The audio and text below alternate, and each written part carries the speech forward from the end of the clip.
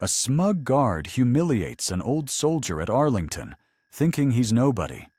What happens next leaves the crowd speechless. I stood at the edge of Arlington National Cemetery, the late November sun barely warming the chill in the air. My old green jacket, frayed at the cuffs, hung loose on my shoulders, the silver star pin glinting faintly against the faded fabric. My name's Vernon Haskins, and I'm 78 years old, though the weight of those years feels heavier some days than others. I'd driven 6 hours from my little house on Juniper Lane in Culpeper, Virginia, to be here for General Harold T. Brennan's funeral. I didn't know him long, just one muddy, chaotic night in a trench in Vietnam, 1968. But his voice, steady and sure through the gunfire, kept me alive. That kind of debt doesn't fade, no matter how many decades pass. The cemetery stretched out before me, rows of white headstones standing like silent sentinels under a sky bruised with gray clouds. The crowd was small but dignified. Soldiers in crisp dress blues, family members in dark coats, a few high-ranking officers with stars on their shoulders. I didn't come to mingle or be seen. I just wanted to leave a letter I'd written, a few lines scratched out on yellowed paper about gratitude and duty. It wasn't poetry, but it was honest.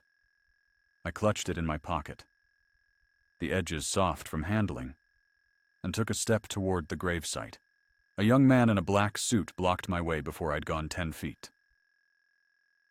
His badge read, Event Staff, Arlington Services, and his name tag said Tyler Grayson. He couldn't have been more than 30, with slicked back hair and a smirk that said he'd already judged me.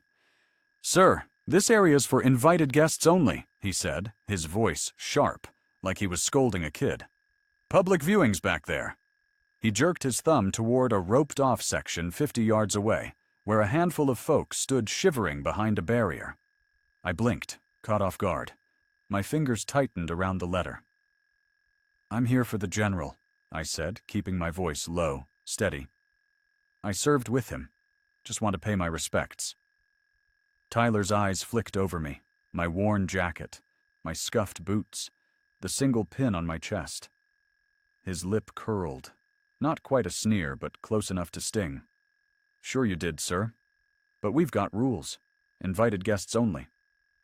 He pointed again, more forcefully, like I was a stray dog he needed to shoo away. I felt a familiar ache in my chest, the kind that comes from being dismissed, overlooked. I'd faced it before, back when I came home from Vietnam to a country that didn't know what to do with us. But here, in Arlington, among these stones that held the names of men I'd fought beside, it cut deeper. I nodded once, meeting his eyes for a moment, then turned toward the public section. My boots crunched on the frost-kissed grass, and I heard a woman in a navy coat whisper to her husband, "Why's he even here?" "He doesn't look like he belongs." The ceremony started, and I stood at the edge of the public area, hands clasped, the letter heavy in my pocket. The honor guard moved with precision, their rifles gleaming, and the chaplain's voice carried over the crowd, solemn and steady. I watched the flag-draped casket, my mind drifting back to that trench, rain soaking my uniform, the crack of gunfire, Brennan's voice cutting through the chaos like a lifeline. I didn't notice the 2 security guards approaching until they were right in front of me. "Sir, you're too close," one said, a broad-shouldered guy with a badge that read, Derek Holt. His tone was hard, like he was used to being obeyed. "Move back to the designated area." I glanced at the rope line. I was well behind it, standing with the other public mourners. "I'm not causing trouble," I said, my voice calm, though my fingers brushed the letter for comfort. "Just here to honor the general." The other guard, Jamal Carter, crossed his arms, his badge glinting. "We don't make the rules, sir," he said, but his tone suggested he enjoyed enforcing them. "You're not on the list. Move, or we'll make you." I felt eyes on me now, mourners glancing over, some curious, others annoyed. The woman in the navy coat muttered again, loud enough for me to hear, He's holding things up. This is supposed to be respectful. My jaw tightened, but I didn't argue. I'd faced worse than this. Enemy fire, shrapnel tearing through my leg, the weight of carrying a wounded buddy to safety. This was just words. But words can cut, and these ones did. "All right," I said, stepping back a few paces, my boots sinking into the soft earth. The guards nodded, satisfied, and walked away. Tyler, watching from a distance, smirked and turned back to the ceremony. I stood alone, the letter still in my hand, and watched as the crowd moved toward the gravesite. I wasn't going to push my way in. I'd come for Brennan, not for a fight. But standing there, pushed to the edges, I felt like I was back in '69, stepping off the plane to jeers and silence. You won't believe who stood up for me. This is only the beginning. It gets heavier from here. The bugler's notes rose, haunting and slow, as taps filled the air. I closed my eyes, letting the sound pull me back to other losses, friends whose names were carved into these stones. Men I'd promised to remember. The ceremony continued, the chaplain's voice fading, the crowd shifting as they prepared to lay flowers at the gravesite. I stood at the edge, my letter still in my pocket, my heart heavy with the weight of memory. I'd planned to leave it among the flowers, a quiet gesture no one needed to see. But the rope line kept me back, and the guard's eyes were still on me.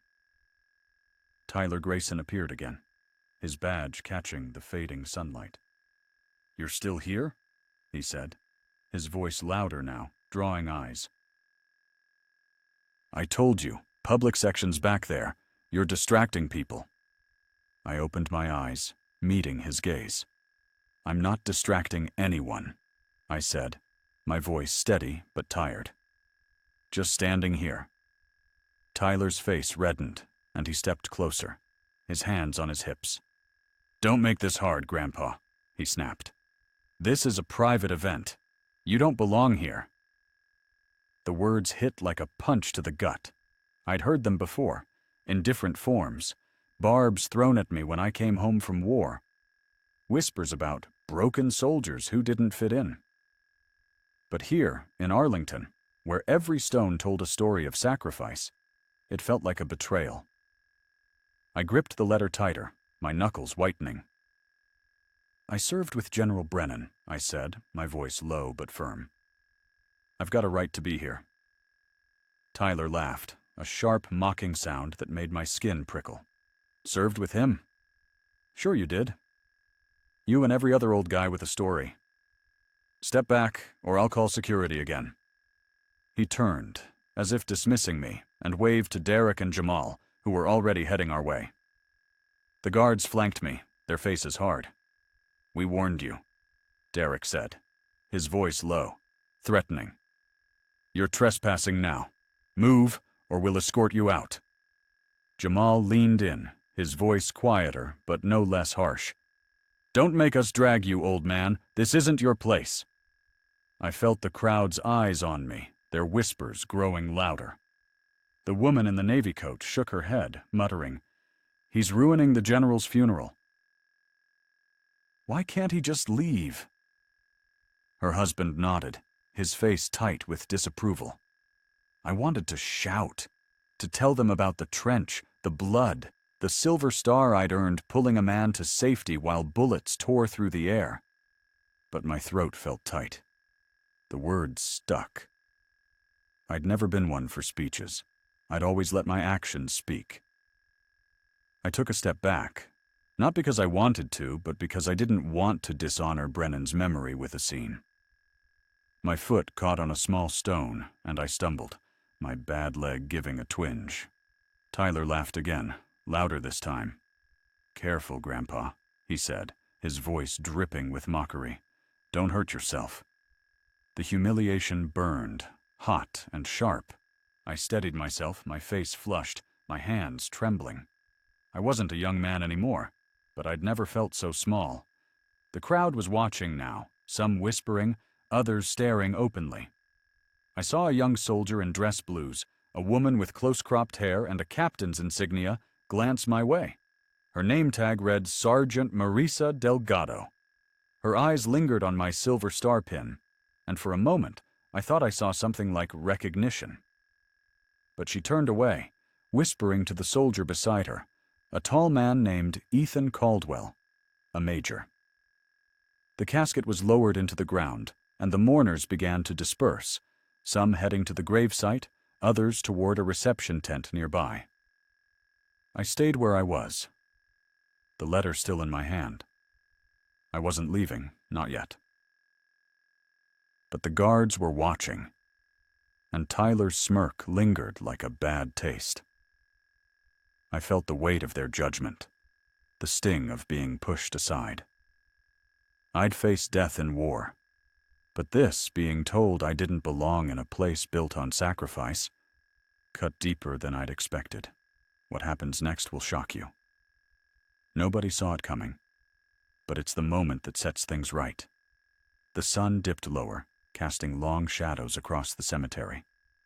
The air grew colder, and I pulled my jacket tighter, the silver star pin pressing against my chest.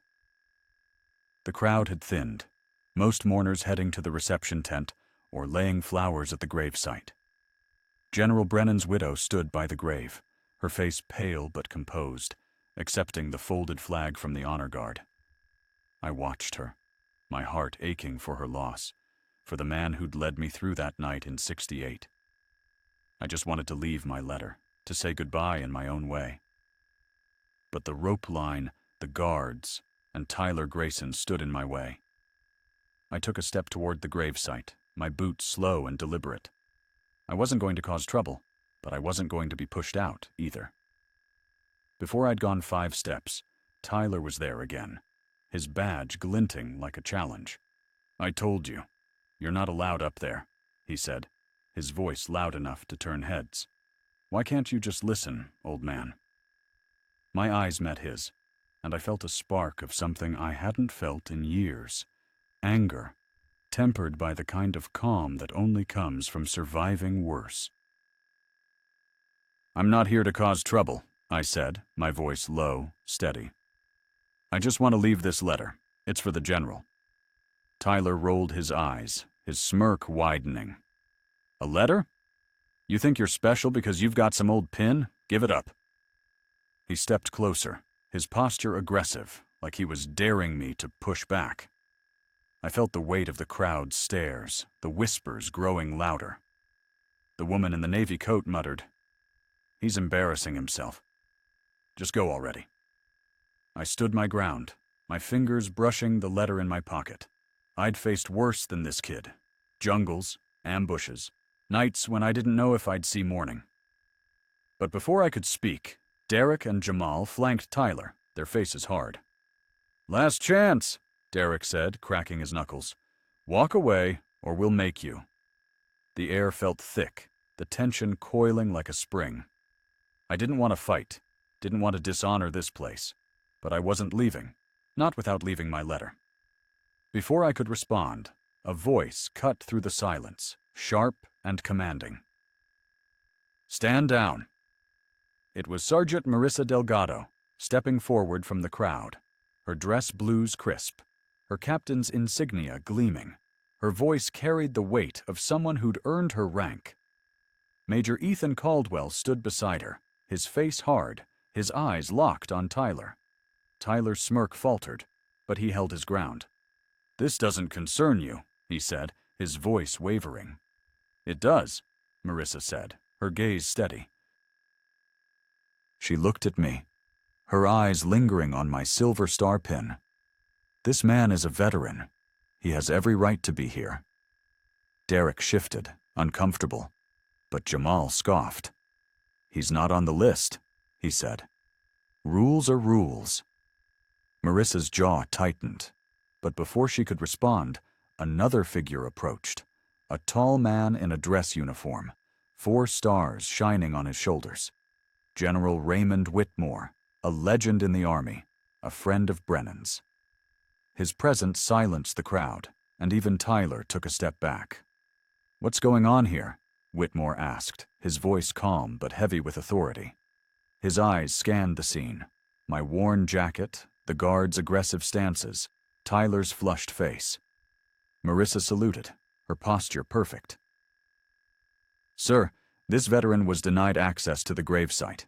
He served with General Brennan and wishes to pay his respects."